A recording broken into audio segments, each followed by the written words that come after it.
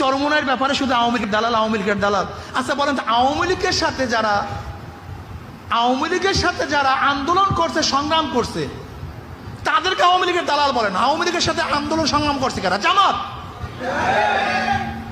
91-এর পরে 94, 95-তে এই তত্ত্বাবধায়ক সরকারের নেতৃত্বে, তত্ত্বাবধায়ক সরকারের জন্য নেতৃত্ব কি দিছে? জামাত দিছে। গোলাম আজম সাহেব তো গর্ব করে বলছে যে কেয়ারটেকার সরকারের রূপকার কে ছিল? গোলাম আজম সাহেব ছিল। এই খালেদাকে নামাবার জন্য আন্দোলন কে করছে? জামাত করছে। কার সাথে মিল্লা করছে? আওয়ামী লীগের সাথে মিল্লা করছে।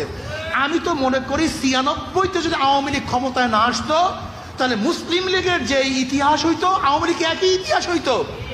আওয়ামী লীগকে ক্ষমতায় আনছে অন্য কেউ না, একমাত্র জামাত। আজকে সেই জামাত আমাদেরকে বলে আমরা আওয়ামী লীগের দালাল। আর জামাতে সেই কথা ছড়াইয়া দিচ্ছে আমাদের কওমিয়ানদের মধ্যে। এই কওমিয়ান এক সুদ ধরছে।